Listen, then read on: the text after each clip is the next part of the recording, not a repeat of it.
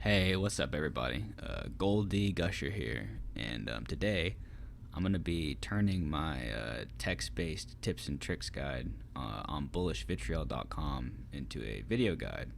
And if the video guide ever gets outdated, I'll redo it, and I'm going to be continuing to update the text-based guide as time goes along.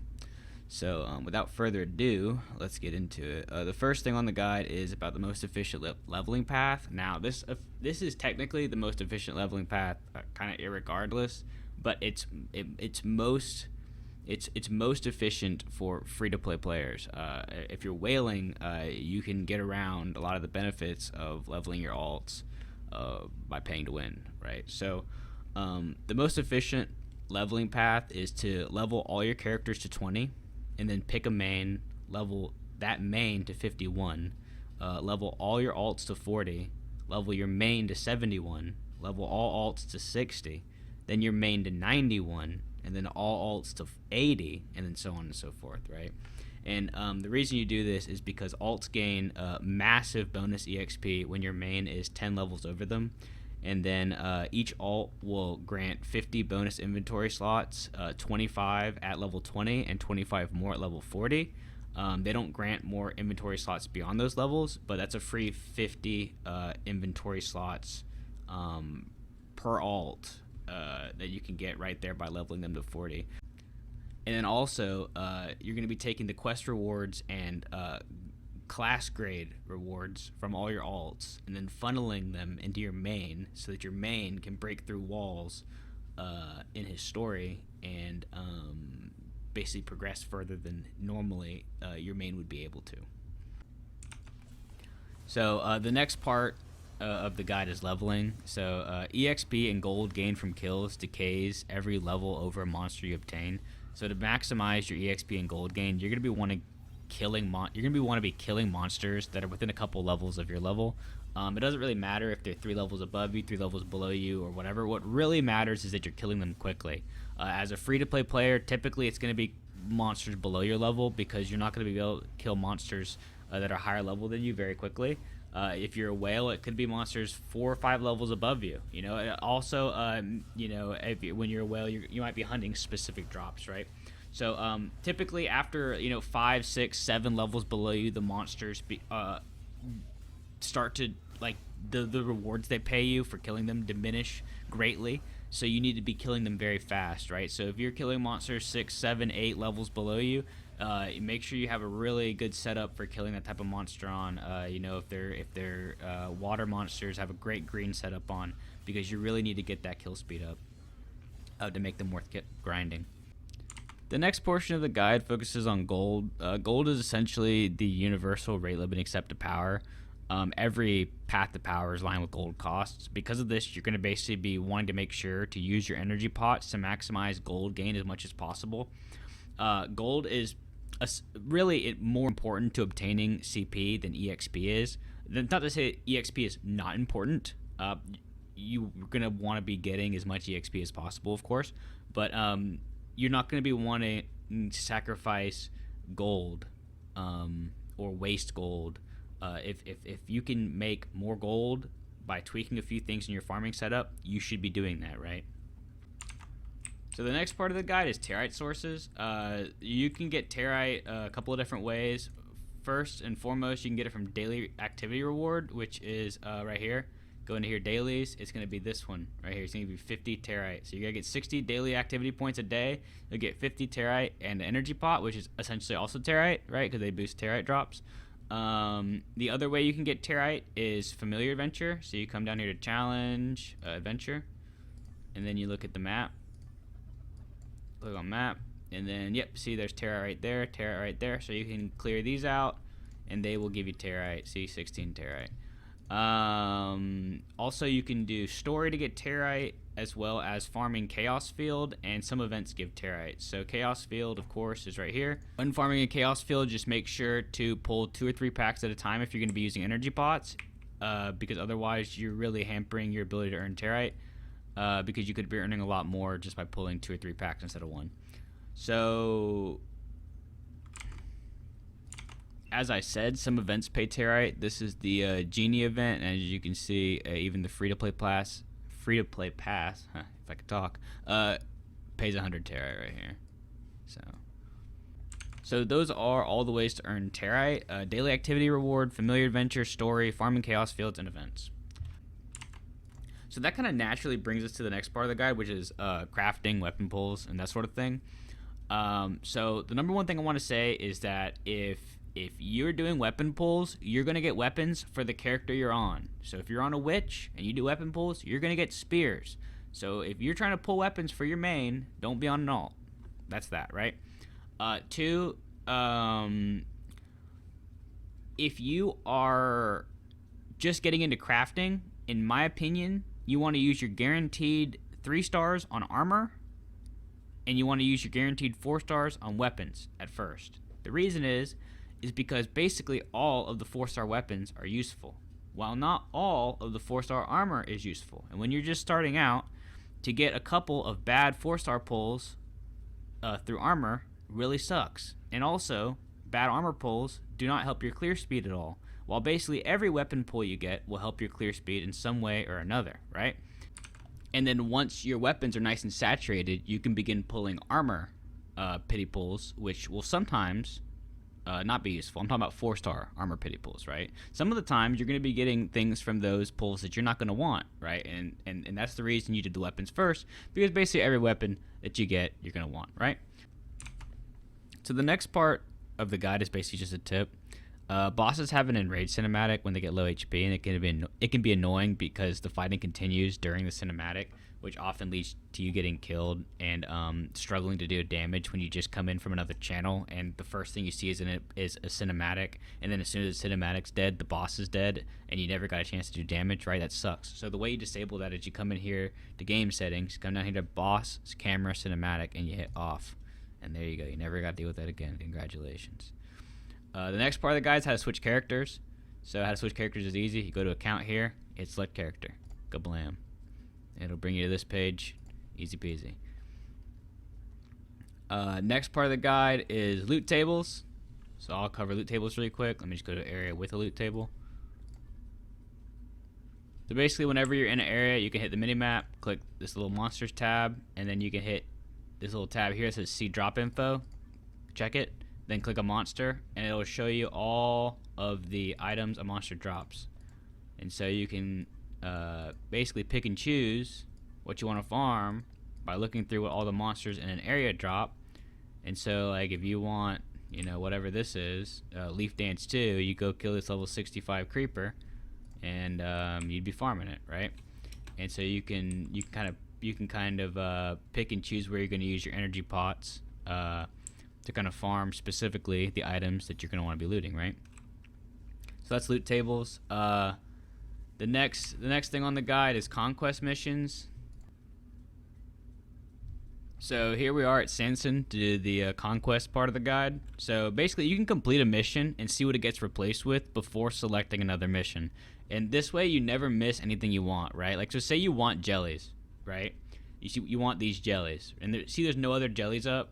Well, instead of just like accepting this one, accepting this one, accepting this one, and then going and doing them, I can just do this one, right? I'm just gonna pay for it, right? You could just go do it, right?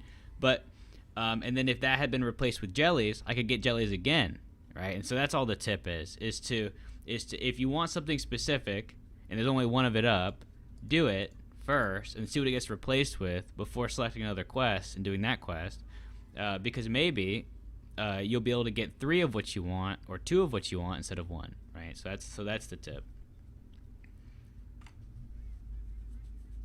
So we're here back at the blacksmith for this next tip, which is basically just, it's not so much of a tip, it's more of an explanation of territe pulls versus diamond pulls, right? So territe pulls are much cheaper but tend to pull low star equipment, while diamond pulls are much more expensive but much more likely to pull rare equipment.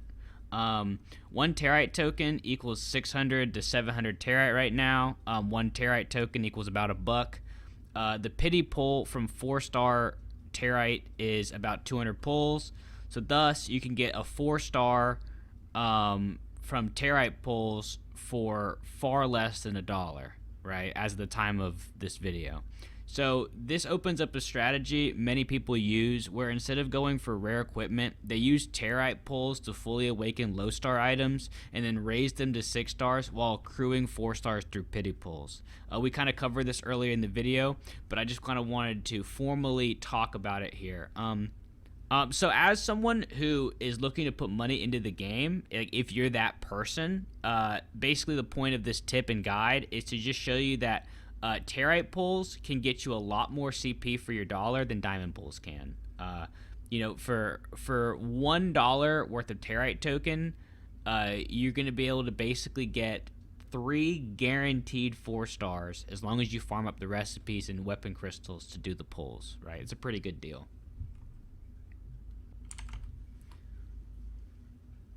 So carrying on, the next tip is Swift Solutions versus Energy Pots. Basically, if you need a bit of EXP to get over a hump, always try to use your Swift Solutions before Energy Pots. Swift Solutions become less and less valuable compared to Energy Pots as your ability to farm stronger mobs faster climbs.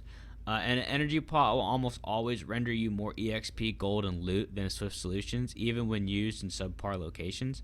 The max you can hold of both Energy Pots and Swift Solutions is 25, so whenever you're getting near 25, you should start finding a way to use them. So moving right along, this next tip is really basic. It's just phone versus PC. So PC is better in every way except convenience and occasional bugs and crashes. Like my PC version of NNK is crashing like once every 2 days or so.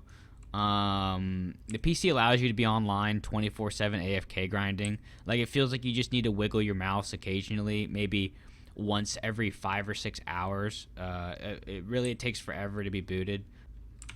It actually felt like they were booting more when the servers were full. It feels like when the servers aren't full that that you're not getting booted, but that could be anecdotal. It could just be there's a long timer. I'm not really sure. When using the phone, if you need to tab out of the game, set yourself to AI mode so you don't get logged out and put in a queue. So this was more important when there was a queue, or if there is a queue, right? But basically, if you're like on your phone, you just go into AI mode here and toggle some AI mode, right? Instead of actually just tabbing out of the game, because when you get back, there might be a queue when really you were just tabbing out to reply to a text message, right? Another thing is that PC is necessary to cash out Astrite and Terite. So if you plan to play to earn, you're gonna have to get the PC version of the game. And the last little point is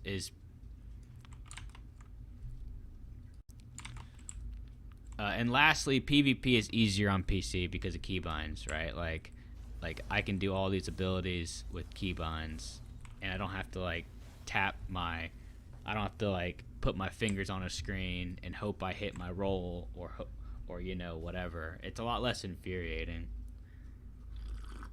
Continuing in the guide, we're going to go over familiar adventure priority. So going into familiar adventure, looking at the map here, I'm going to cover it real quick for you. So you're going to be farming enough obsidian, and there's no prisms on the map. What the hell? Well, shoot. No prisms, man. Alright, well. Yay, we got prisms after the reset. So basically, as a new player, your familiar adventure priority is going to be enough prisms and obsidian to max skill donate each day. These are prisms, these are obsidian, and then any level 4 plus familiar packs are really good. So everything here is level 4, so 4, 4, 5, 6. 6 if you can beat them's awesome. And then gold and terite. Here's gold, and then there's no terite on this map, but there was on the previous one. The only exception to terite being so low on the priority list is if you're actually terite starved. Then if you're terite starved, of course, farm terite. But once you start earning astrite, you can swap your astrite into terite, and then effectively you should always have terite, right? So real quick, we're going to go over Kingdom General Store efficient purchases. Personally, I think the jellies are awesome. I buy these jellies each day, all 3. I think EXP is decent if you have the Gilder for it. And then, of course, if you have the Gilder and your Kingdom has unlocked it, the mounts are good. I don't ever buy these Feather Teasers, the Varnishes, or the Beans. and I don't really buy this stuff. I'll buy these, of course. You know, I might as well just buy it now. And that's it. So this next tip is about mounts. Each attempt at upgrading your mount costs like 1 to 5k gold based on the star of the mount, which racks up very quickly. And mounts only give a little bit of CP compared to their large accrued gold costs with successes and failures, right? With failures, see, I just failed there, right? I mean, if you take into account that you're gonna fail 50% of the time, there is a massive gold sink going on here that, in my opinion, is very sneaky. So my tip is put gold into your mounts last. If you have, used gold everywhere else you want to use it to gain CP, then put it into your mounts. Because the feather teasers aren't going anywhere, right? These aren't going anywhere. What's going somewhere is the gold, right? So save up your feather teasers, save up the shards to increase their stars, and upgrade them when you have the gold, when you actually have it to spare. Because when I leveled my Catarampus from 2-3 stars all the way to 4-5 stars, it only gained a couple thousand CP, and it costs me, well over 500,000 gold, I believe. I think it cost me 600-700k. So just keep that in mind, right? Upgrade your mounts last, or just be aware that they're very expensive for the CP they give you. So the next tip in the guide is about auto battling, and basically the tip is about making sure not to fight one pack, and basically setting yourself up to kill efficiently and get high clear speed. So one is to position yourself in between packs so that you're getting good splash damage on multiple monsters every time you attack. You don't want your attacks to be hitting one monster, right? You want your attacks to be hitting multiple monsters at a time. The rate at which you gain EXP and gold and items is going to be based really on a metric of how many monsters are you hitting per time you attack, and how long are you grinding there in the fields, right?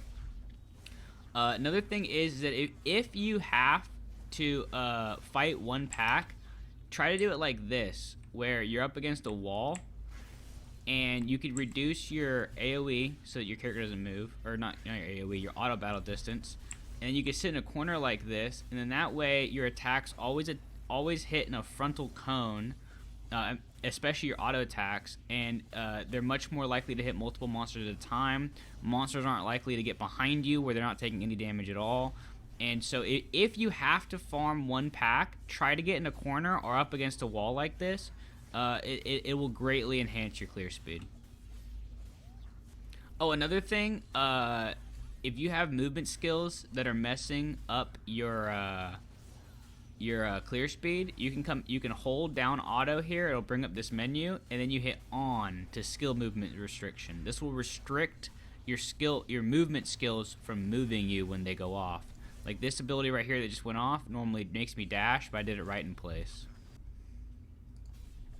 So while we're here, I might as well cover auto battle settings. So if you hold down auto and you hit auto skill and familiar auto use settings, it'll bring up these swirlies on all your skills. If you click them or unclick them, it determines if they're being used or not. If the swirly is on them, then they are being used during auto battle. If the swirly is not on them, then they're not being used. This is really useful for PvP if you have certain familiars you want to use at certain times, or buffs or heals you want to use at certain times. Personally, I don't use auto battle PvP, but I know a lot of people do, and so if you want to know how to edit your auto battle settings, this is how you do it. So exchange in the metal shop is this. You basically go to purification metals, hit exchange, and then for 10 of the lesser enhancement stones and 50 of the metals, you can get a next tier up enhancement stone, right? And you can do the same thing with honor metals here. So you can exchange with honor metals, or you can exchange with purification metals. They both work. One thing to note is that salvaging 3-star equipment does have a chance to yield uncommon enhancement stones. So basically, if you need uncommon stones, one path to getting them is to salvage the 3-star equipment that you don't use. And by the way, whenever you get a piece of gear to plus 20, you can bring it here and do dark magic enhancements on it. The first time you ever do a dark magic enhancement, it increases the base stats of the item by plus 20%. That's why you see a lot of players going to plus 21 and chilling. And once you get it to here, it becomes a 50-50 roulette, going all the way up to plus 30. And if you fail the enhancement, you go down a level. So you literally just have to get lucky all the way to plus 30. It's kind of crazy, and I haven't really begun the ascent to plus 30 yet. I only have 2 pieces of gear at plus 21, this sword and this headpiece, but I just wanted to show y'all how that worked. So this next tip for y'all is about event summons. So far, there have only been familiar event summons, but this probably goes for any type of event summon. So you only want to pull on event summons if you want what the event is offering, because the pity pulls for the event summon reset after the event. For example, if you use up 100 pity pulls and only need 100 more for a guaranteed 4-star, after the event, the pity pulls are going to reset back to 200. So the 100 you used up were pointless.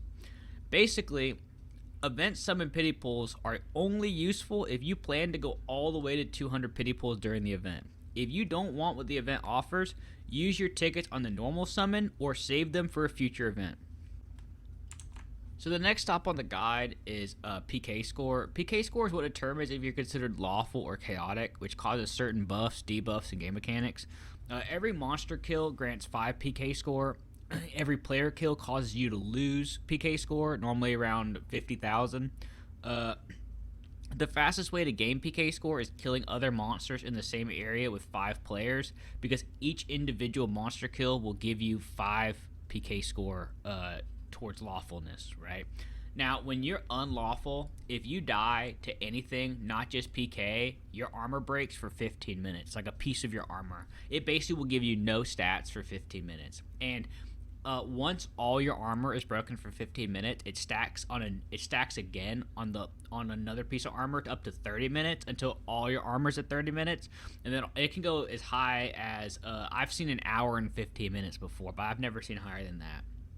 So if you're chaotic, you really want to avoid dying. Like, you don't want to go to field boss and die 10 times. Because at the end of field boss, you're going to have all your armor broken for 45 minutes if you die 10 times. You know, you really want to cut down on how many times you die. Otherwise, you got to spend an hour sitting around, and it's hard to farm anything that drops anything worth a hoot. So finally, we're on the last part of the guide, Chaos Gates. So to get to Chaos Gates, you look at the world map, and typically when Chaos Gates spawn, you'll see across the top of the screen, it'll say a Chaos Gate has spawned in Cloud Coil Canyon or whatever, right? So to get to one, you click on it, click on the Chaos Gate again, hit move, fast travel, bam. Then you'll be right next to it. Once you're in the zone that the Chaos Gate is in, you can get there even faster by clicking it again and hitting fast travel again, and it will literally put you right on top of the Chaos Gate. Now, so if you die fighting the Chaos Gate, that works to get you right back to the Chaos Gate in an instant as well. So, like, say I just died, I could come in here, click on the Chaos Gate, hit move, fast travel, bam, I pop up here immediately, right? It's very useful for, not missing any loot, not missing any last hits, etc., etc.